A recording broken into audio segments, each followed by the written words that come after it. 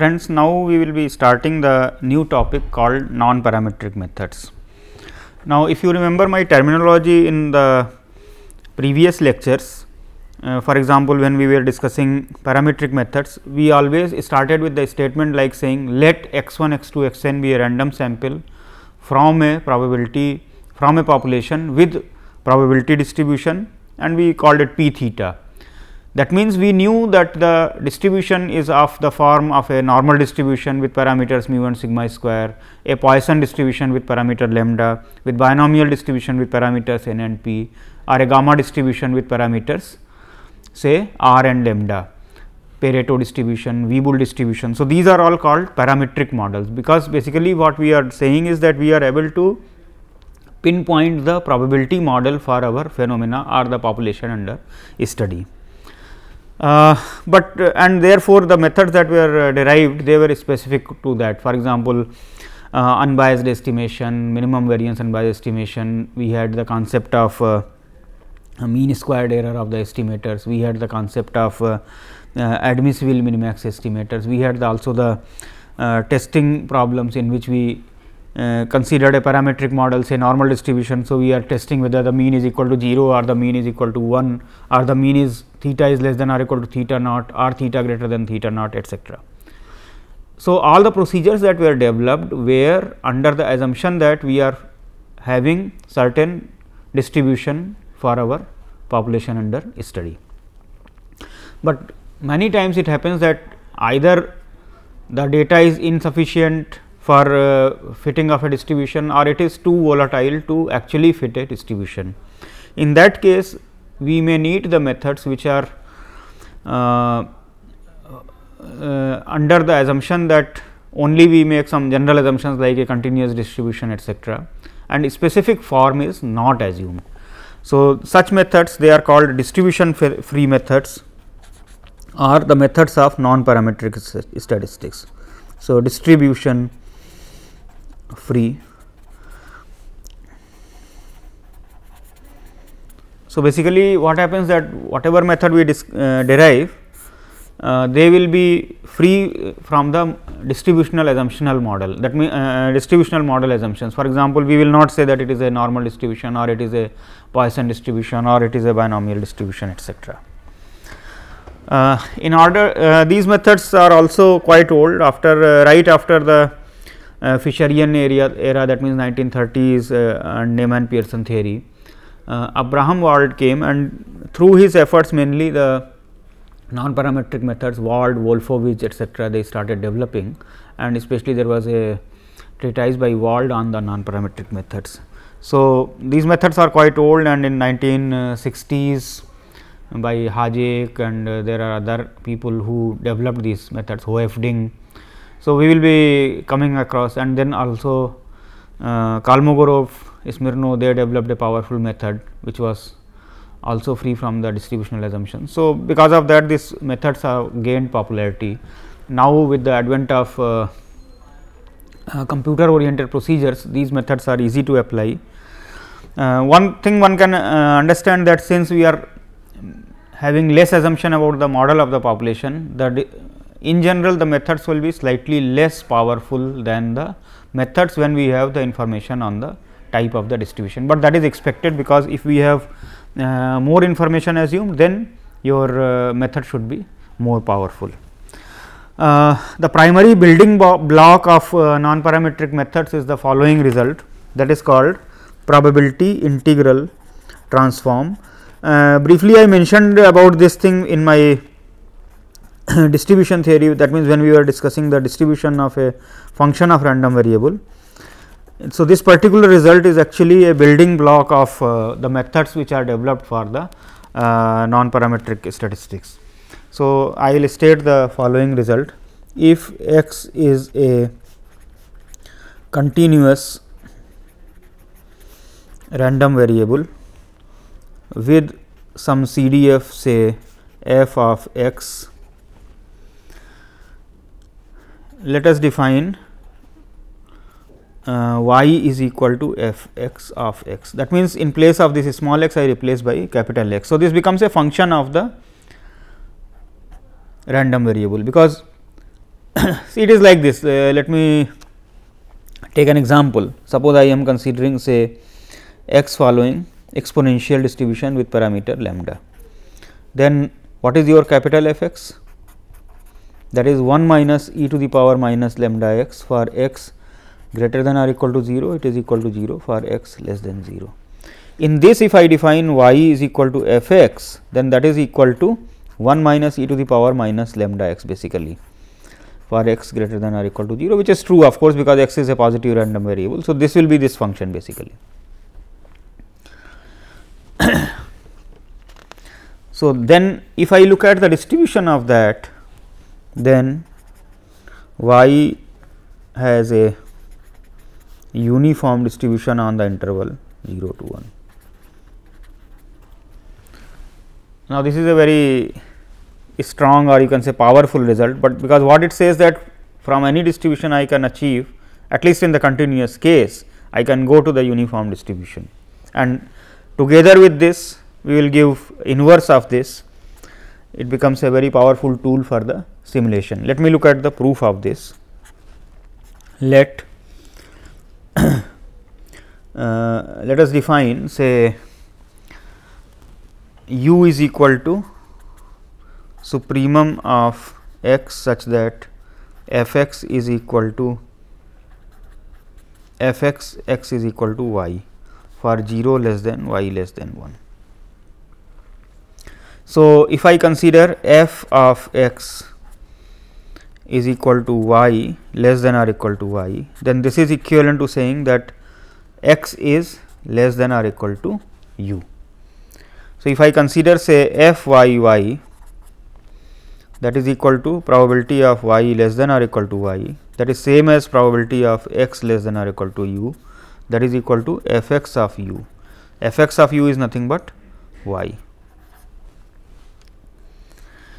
So, what we are getting that if I am considering a y a point between 0 to 1, then capital Y less than or equal to y is equivalent to x less than or equal to u, because u is the supremum of this set of values for which f x is equal to y. So, probability of y less than or equal to y is same as probability of x less than or equal to u. So, that is f x u and that is equal to y. So, we have proved that for y between 0 to 1 f y is equal to y, and of course, if I consider say y to be less than or equal to 0, certainly f of y will be 0. Why? Because f is a CDF, f is a CDF. So, CDF takes values between 0 to 1, and for y greater than or equal to 1 f y y, that will be equal to 1. So, these two statements are valid because f is a CDF. All the values of y f y are between 0 to 1 only. So, what we have proved? So, we have proved that f y, let me write it. Thus, we have shown that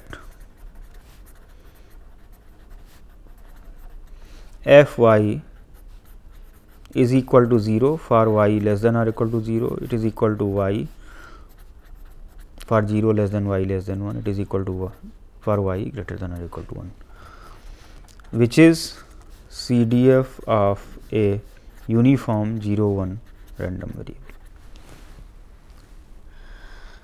So, we have proved that if x is a continuous random variable with CDF f x, then y has a, that means f x in place of small x I replace by capital X. So, it becomes a function. So, this random variable will have a uniform distribution. So, that means, if I have a random sample, if x 1 x 2 x n is a random sample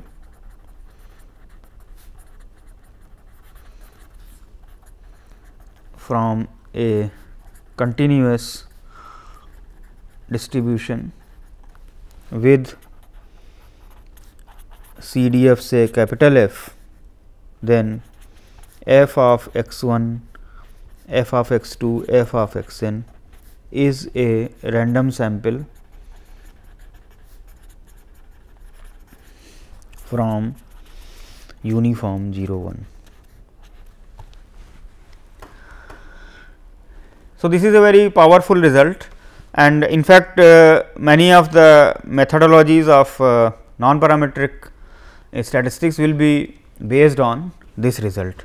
Of course, we are interested in the whether the converse of this result is also true, that we consider inverse probability integral transform.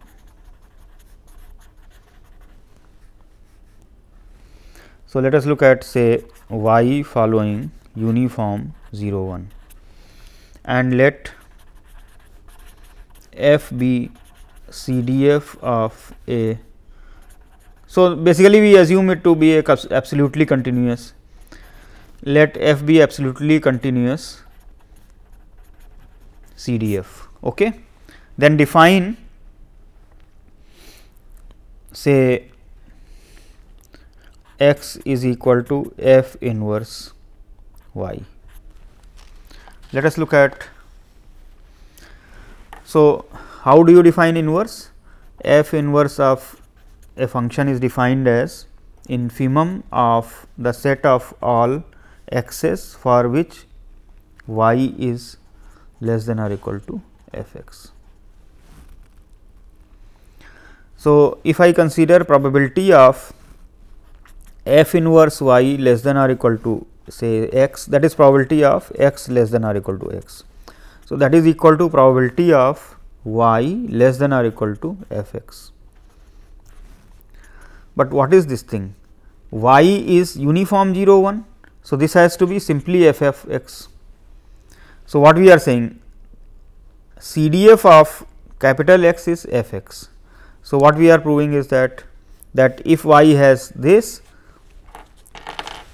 So, let me write this result here in the form of a theorem.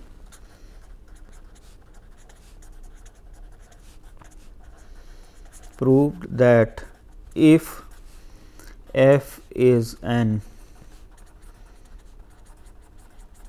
absolutely continuous CDF and y is uniform 0 1, then f inverse y has CDF capital F.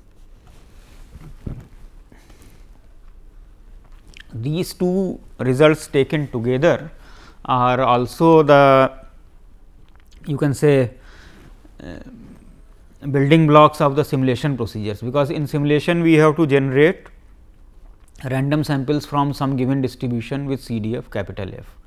So, what we do, the procedures have been developed to generate pseudo random numbers, basically that is the uniformly distributed numbers on from 1 to some upper bound, which is defined by the upper limit of the largest integer in a computer program.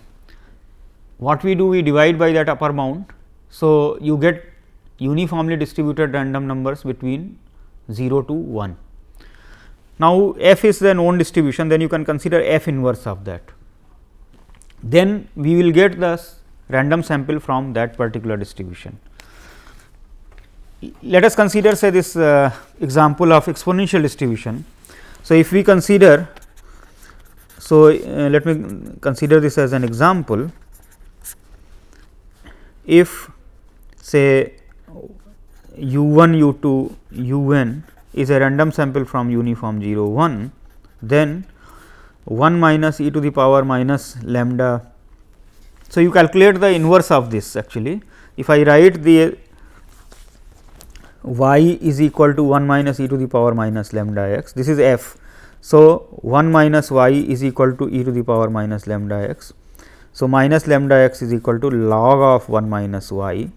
So, x is equal to minus 1 by lambda log of 1 minus y. So, this is the inverse of this. So, then if I consider the random variables x 1, x 2, x n, where x I is equal to 1 by lambda log of 1 minus y I, then this has exponential lambda distribution. So, this method helps us to generate random samples from various distributions, at least for them for which this f inverse in a closed form.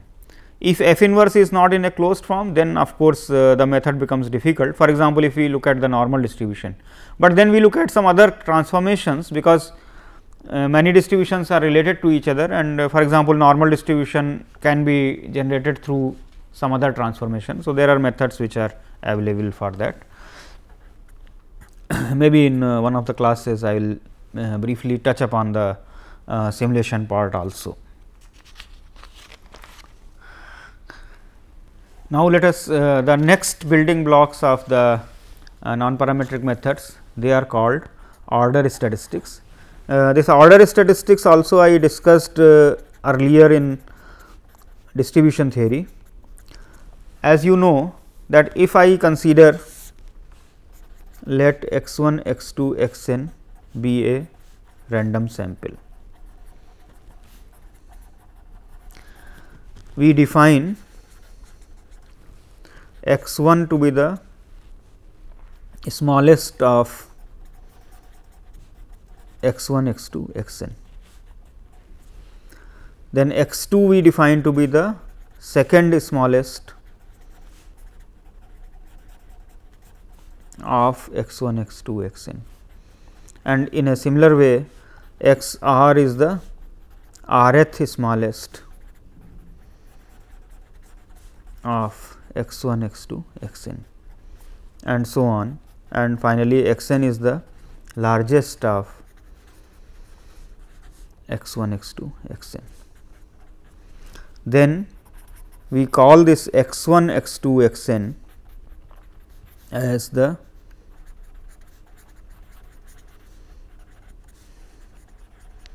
order statistics of x 1, x 2, x n.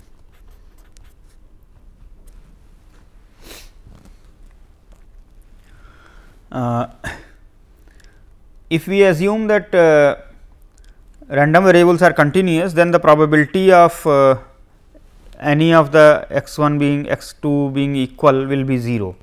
In that case, we can study the distribution theory or the properties of the distribution of this. Let me firstly consider the joint distribution of x 1, x 2, x n. If you remember in the part when I was discussing the distribution theory, and we discussed the distribution, the joint distribution of the functions of random variable, we have considered this distribution. So, that means, if I consider, say, let me consider the general case, the joint distribution of order statistics. Before going to the derivation, let me also talk about the use of this order statistics from a practical point of view, because I am giving this course for the scientists and engineers who may not be knowing exactly the statisticians, they may be simply using these methods. So, what is the use of this? So, many a times it happens that we are not interested in observations as they are given to us or as they arise, rather we may be interested in a particular form of that, or we can say ordering of that. Let us look at some very straightforward examples. Suppose there is a testing of the strength of certain material or certain brand of certain instrument or something like that. If we are considering certain brand of a certain instrument, then we may like to use that one which has the largest lifetime.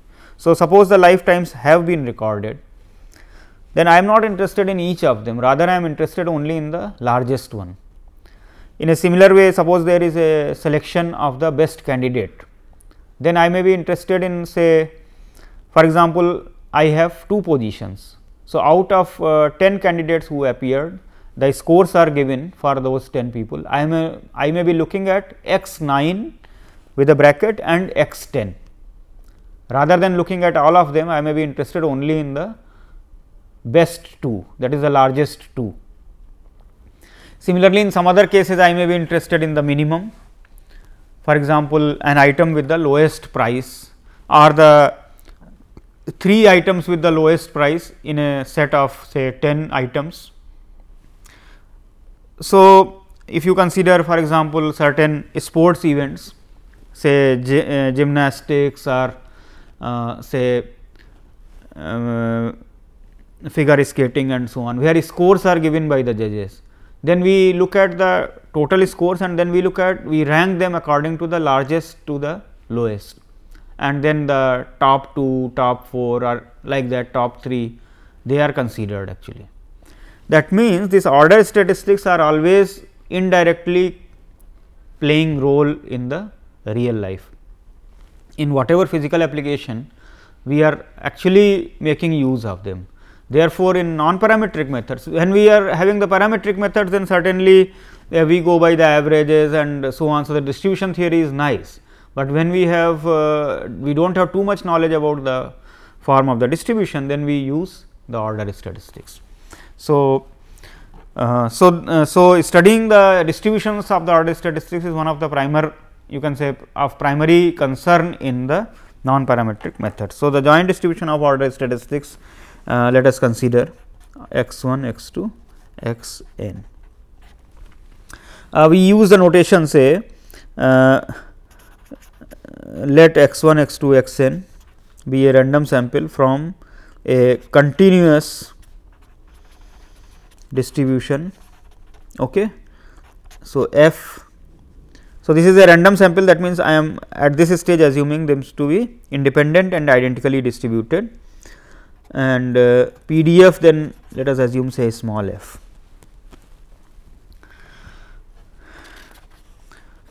And we use this notation for brevity. We want the joint distribution of y 1, y 2, y n. Okay. We know that in order to obtain this, we have to firstly write down the joint PDF of x 1, x 2, x n, and then we apply the transformation. The joint distribution or the joint PDF of x 1, x 2, x n. So, that is simply written as product of f x I is equal to 1 to n. Okay. We can also write it as f of x, where x is this vector and small x is x 1, x 2, x n. Now, this transformation, when we make this transformation y I is equal to x I, we have to write down the inverse transformation and the Jacobian. So, there are n factorial inverse images of this transformation. For example, you may have x 1 less than x 2 less than x n, you may have x 2 less than x 1 less than x 3 less than x n, and so on. You may have x n less than x n minus 1 less than x 1.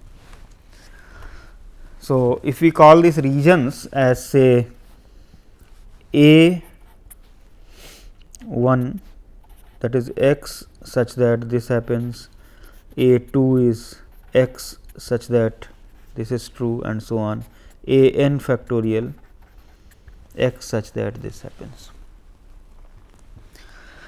Let us consider the Jacobian in one case. So, the inverse transformation in the first region,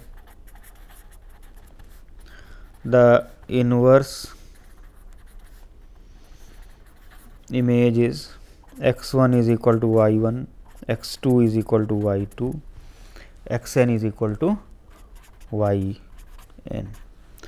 So, Jacobian of the transformation, that is del x 1 by del y 1, that is 1, del x 1 by del y 2 is 0, and so on.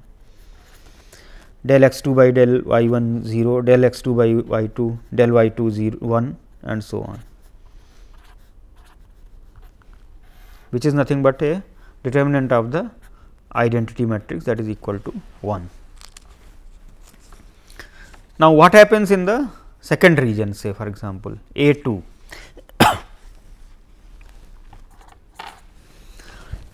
In A 2, the inverse image, if you write,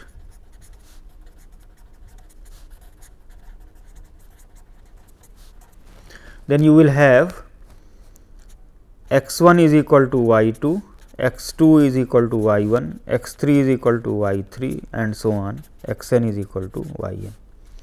So, if we consider the Jacobian, del x 1 by del y 1 is 0, del x 1 by del y 2 is 1 and then there are zeros. Here del x 2 by del y 1 is 1, this is equal to 0, 0, 0, 0, 0, 1, which is nothing but determinant of the identity matrix with the first and second rows interchanged. Other rows are the same, or you can say first and second columns interchanged. So, this value will be equal to minus 1. Subsequently, if we consider other transformations, for example, if you look at this one, here it is totally reversed. So, it is also obtained.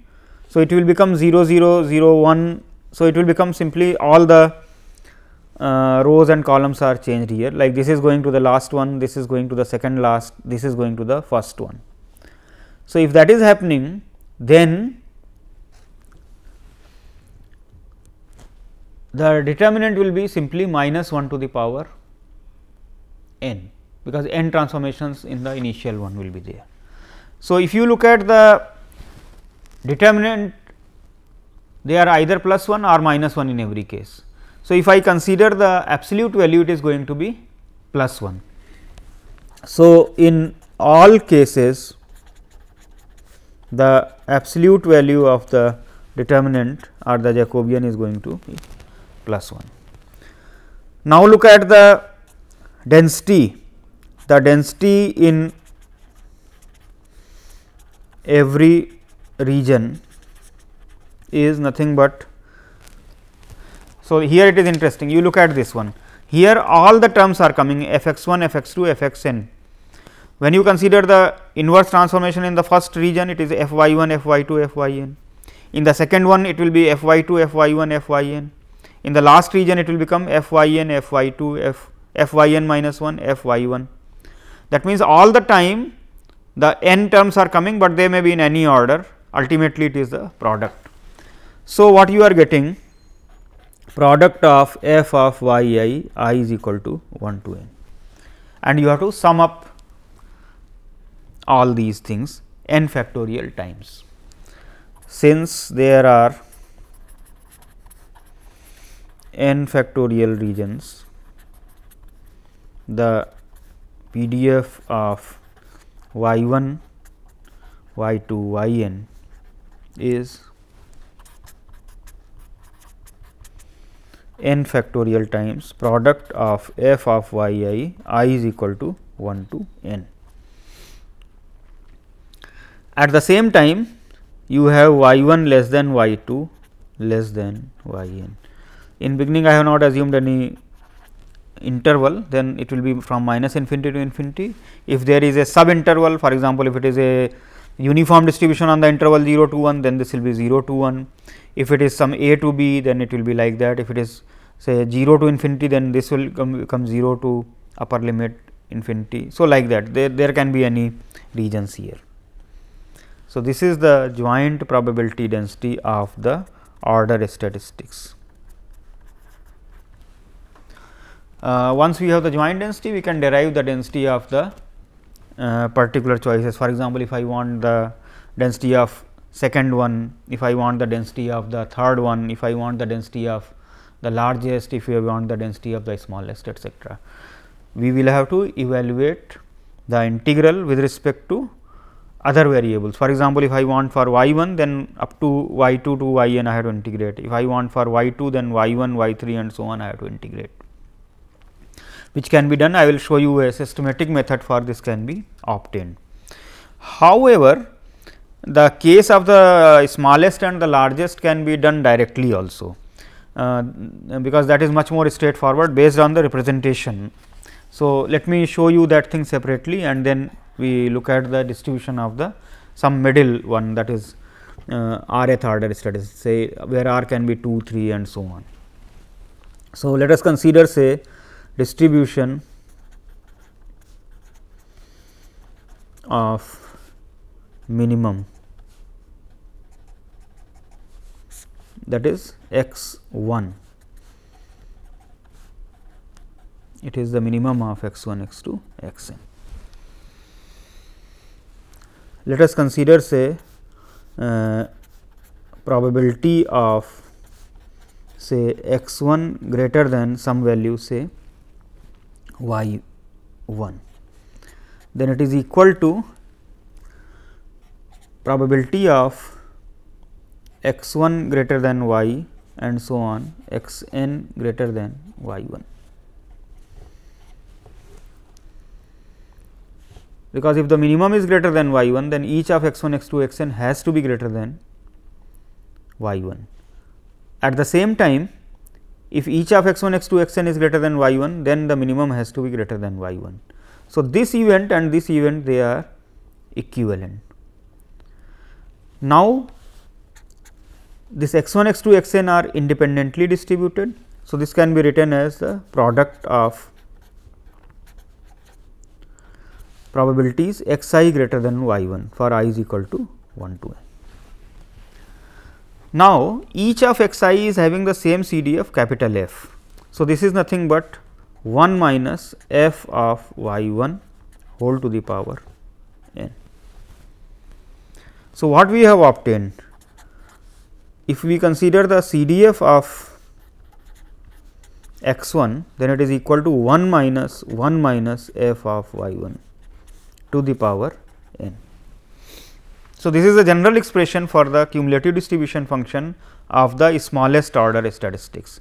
And here you can easily see that I have not made any other assumption other than the form of the CDF as taking to be capital F. There is no other assumption. I am simply taking x 1, x 2, x n to be a random sample. Therefore, they are having the same distribution f and they are independent. So, this joint probability becomes equal to the product of individual probabilities. Since x 1, x 2, x n they are continuous. So, capital F is absolutely continuous function. Therefore, it is differentiable almost everywhere and I can consider the PDF of, since f is absolutely continuous, we have the PDF of x 1 as, so if you differentiate it n times 1 minus f of y 1 to the power n minus 1, then derivative of this, that is small f of y 1. So, we are able to derive the distribution of the smallest. Similarly, you can consider the distribution of the largest.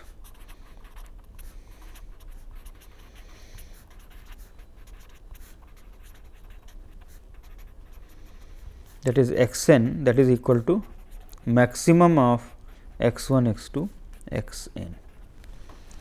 So, here let us consider again f of f x n of y n, that is the probability of x n less than or equal to say y n. Once again we utilize the definition of the order statistics. We are saying that the maximum is less than or equal to y n. This is exactly equivalent to probability of x 1 less than or equal to y n and so on x n less than or equal to y n. Because if the maximum is less than or equal to y n, then individually each of x 1, x 2, x n will be less than or equal to y n. At the same time, if each of x 1, x 2, x n is less than or equal to y n, then the maximum is also going to be less than or equal to y n. Once again, as I applied the argument of independent and identically distributed random variables, we can have this is equal to product of probability of x I less than or equal to y n, I is equal to 1 to n, and each of x I has the same CDF f. So, this is simply becoming f of y n to the power n. So, this is very interesting. The CDF of the largest is nothing but obtained from the original CDF by taking power n. So, this is very interesting. In the minimum case, it was becoming 1 minus to the power n and then 1 minus of that, and here it is straightforward, the same thing just raised to the power n. Now, once again, if capital F is the absolutely continuous function, because f is a continuous random x is a continuous random variable, that means these random variables came from a continuous population. Therefore, it is differentiable almost everywhere, and the PDF. So, the PDF of x n is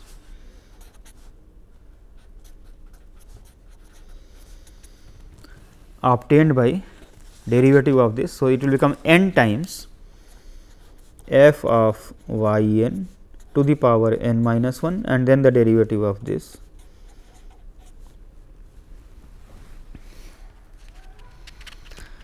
So, I have been able to successfully obtain the distribution of the minimum and the maximum of the observations in a random sample. So, as I mentioned to you, the typical applications are in selections when we want to choose the cheapest item, we want to have the item with the maximum longevity and so on. So, in almost all physical applications, in economics, in industry, in social sciences, etcetera, everywhere we are having this thing holding here. So, that means we can actually derive the distribution of the minimum and maximum, and we can utilize that. So, I mean you can think in this particular fashion. For example, I have found the maximum. Now, I am once we have selected that thing, then we will be really using that again and again. So, what is the distribution of that? For example, if it is life, what is the average life, or what is the variability of the life? For example, if it is the cost. So, I have chosen the one item with the least cost, then how that least cost is varying over time.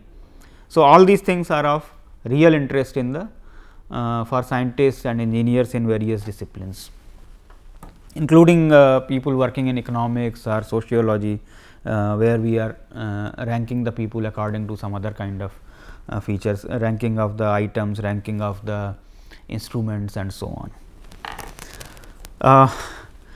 Then a more general thing would be that rather than looking at only the minimum and maximum, we may be looking at any particular position. So, once again why that is of importance. For example, in the usual parametric methods, we generally consider the mean of the observations. So, mean of the observations is coming out, we are able to obtain the distribution in most of the cases. But when we are considering the form of the distribution not known, then studying the distribution of the mean becomes very difficult, except in the cases that where we assume that form and then we consider large sample theory. So, we can consider central limit theorem. But then again there are drawbacks of using the sample mean in sense of having less robustness, in the sense that if there are wild fluctuations, there are extreme observations, then the sample mean is more affected. Then one may be interested in the median of the observations. So, median means suppose I am having odd number of observations, then it is the middle. If I am considering even number of observations, then it is between the middle two, or you can take the average of the middle two. That means, in place of the largest or the smallest, I may be interested in the distribution of some other order statistics. That means, I may be interested in x 3, x 4. For example, I may be looking at a particular position. So, for example, I may be interested in say 1 by 4th, or I may be interested in 3 by 4th. that may be our cutoff. So, what are the distributions of this point, what is the distribution of this point, and so on. So, in general we want the distribution of the rth order statistics. So, let us discuss that thing. So, next we consider the distribution of the rth order statistic x r. So, here of course, your r is between 1 and n. If we go by our usual theory, then what we have to do? We have actually obtained the joint distribution of x 1, x 2, x n. So, y 1, y 2, y n, I use this notation, they are the order statistics. From here I integrate the all the variables except the y r here. So, we have to develop a algorithm for that. Let us consider the joint distribution. We call it y r. So, the joint distribution of y 1, y 2, y n that we wrote n factorial times product of f y I is equal to 1 to n, where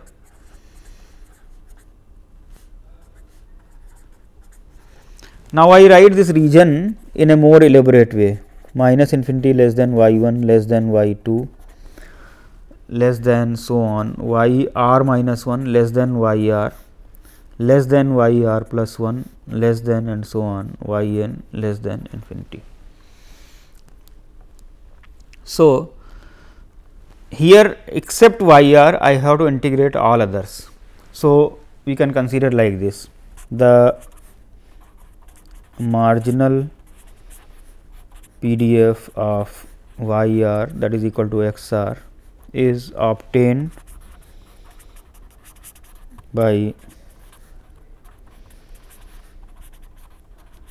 integrating f y with respect to y 1, y 2, y r minus 1, y r plus 1 and so on, y n, as below.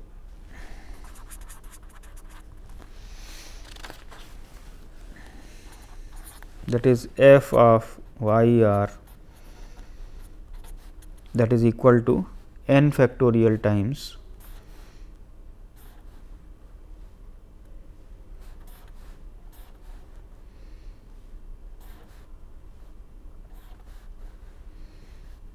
okay, let me write it here.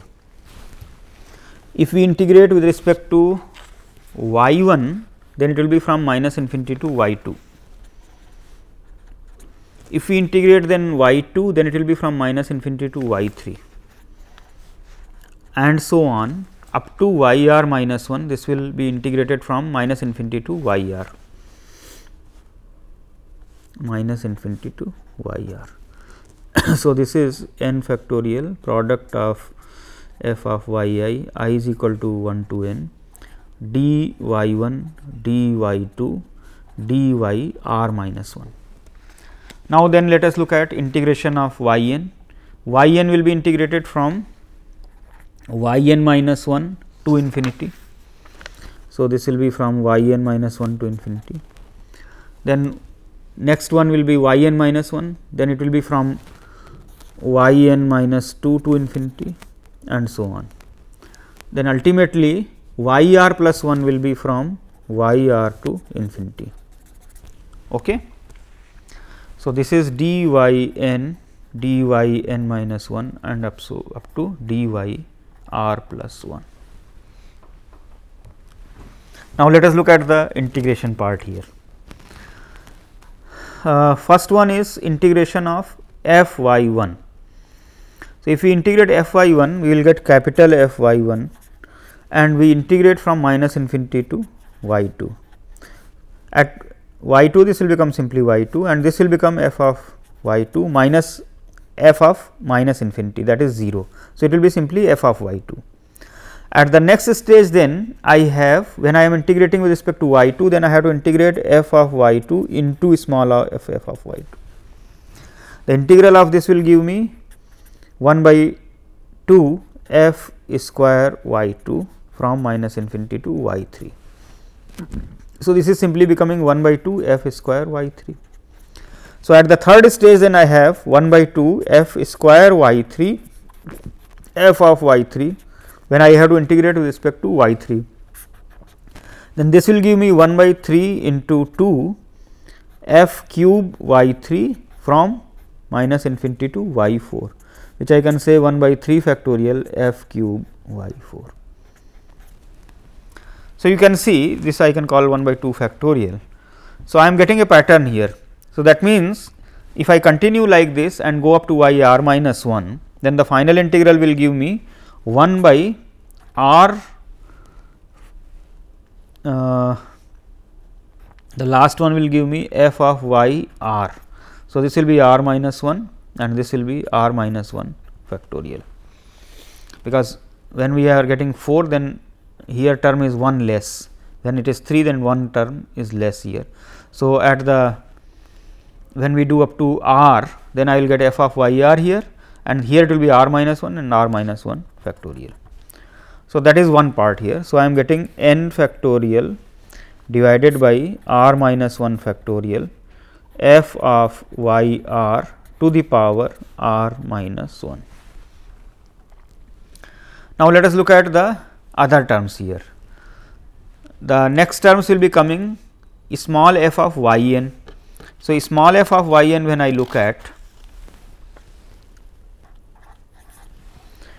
small f of y n, that will give me capital F of y n, and the integral is now from y n minus 1 to infinity. The integral for y n is from y n minus 1 to infinity. So, this is y n minus 1 to infinity. Now, f of infinity is 1. So, it is becoming 1 minus f of y n minus 1. So, now at the next stage I will have 1 minus f of y n minus 1 multiplied by small f of y n minus 1. So, this if I integrate, I will get 1 by 2 1 minus f of y n minus 1 square with a minus sign. So, this is from minus infinity to now, sorry, not from minus infinity, it is from now y n minus 2 to infinity. So, that is y n minus 2 to infinity. So, this is giving me, see, at infinity this is becoming 0. So, this will become 1 minus f of y n minus 2 whole square 1 by 2. So, now at the next stage I have 1 minus f y n minus 2 square f of y n minus 2, and when this will be integrated, I will get 1 by 3 into 2 1 minus f of y n minus 2 cube with a minus sign, and this will be from y n minus 3 to infinity. So, when I put the value, this will give me 1 by 3 factorial 1 minus f y n minus 3 cube. Like that, I have to go up to y r term here. So, the last term will give me 1 by, now you see here, if it is n minus 3, here I am getting 3 factorial. So, if it is 1 minus f of y r, then the power will become n minus r, and here it will become n minus r factorial. So, this will be the term which will be left out after integrating up to y r plus 1. So, let me substitute it here, and I get here n minus r factorial 1 minus f of y r to the power n minus r, and I am left with the corresponding term f of y r here.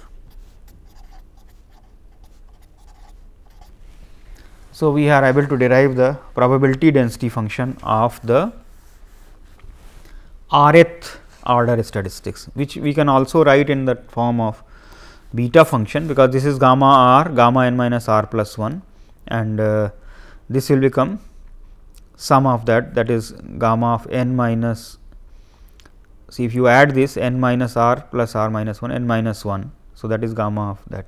So, it is becoming basically beta of r n minus r plus 1. f of y r to the power r minus 1, 1 minus f y r to the power n minus r f of y r minus infinity less than y r less than infinity.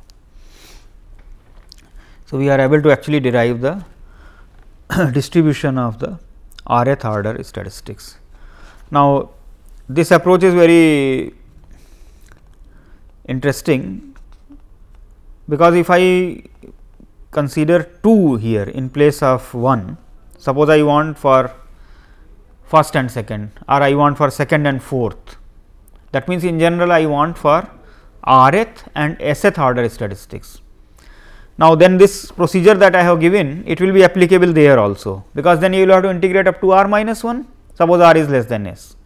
Then on the right hand side you have to integrate s plus 1 s plus 2 up to x n, and in between r and s you will have to integrate r plus 1 up to s minus 1. Now, I have already given you the procedure that what term will be coming, because up to r, if you are doing, you will actually get this term, that is 1 by r minus 1 factorial f of y r r minus 1.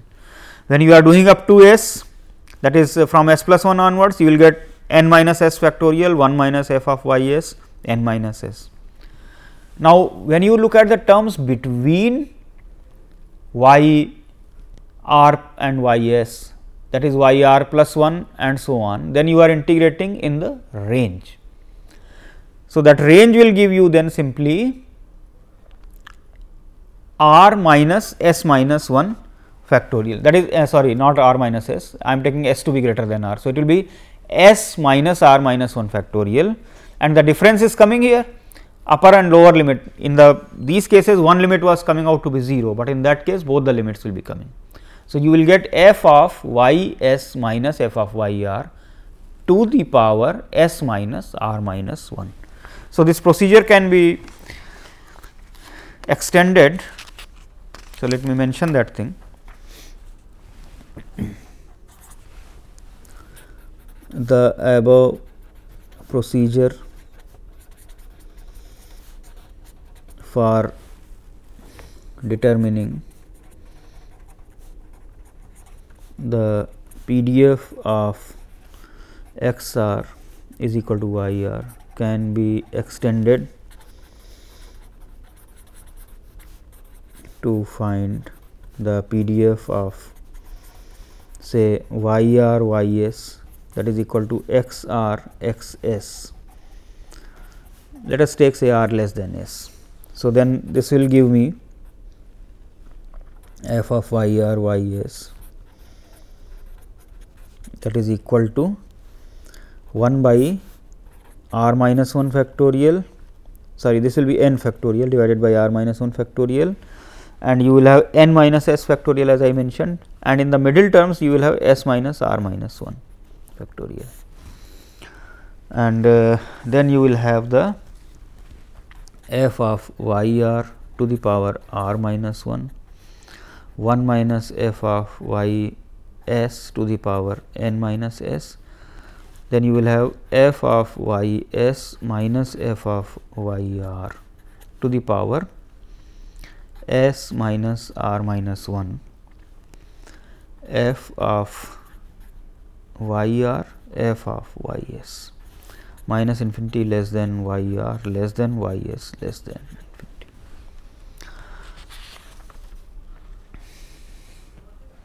You can also look at say the distributions of 3.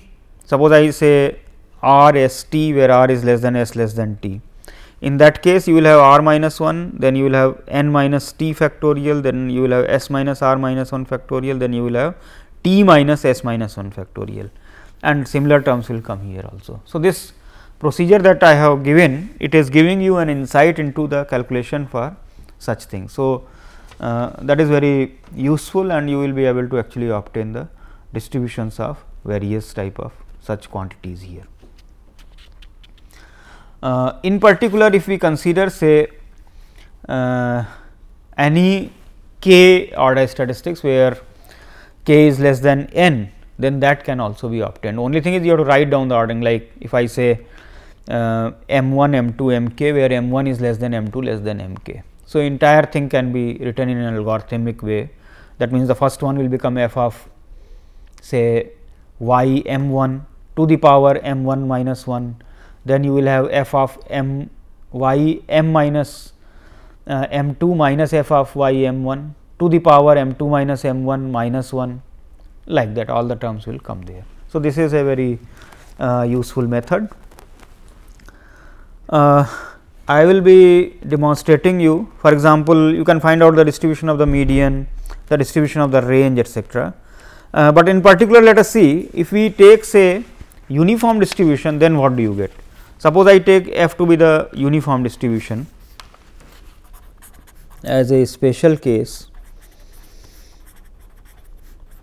If we take f to be uniform 0 1, then you will get say f of y r, that is simply 1 by beta r n minus r plus 1, and here you will get simply y r and here 1 minus y r. So, that is very interesting.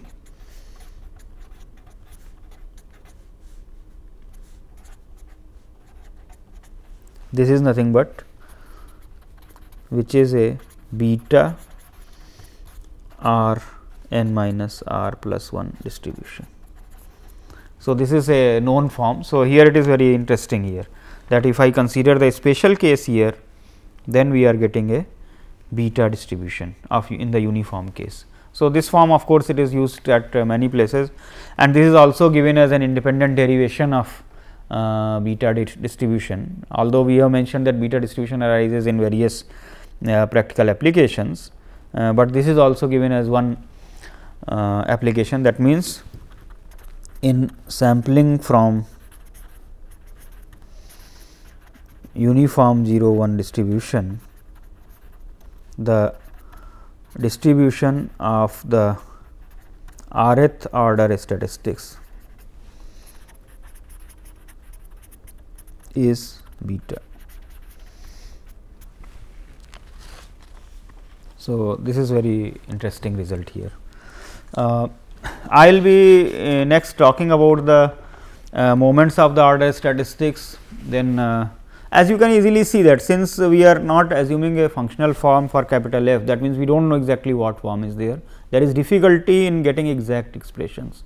So, we will talk about that, then we talk about the approximations, then we talk about asymptotic expressions for the distribution of the order statistics. Using this, we will define something called an empirical distribution function, which will be used as an estimate of capital F, and we will use the properties of that. So, in the following lectures, we will be continuing this theory here.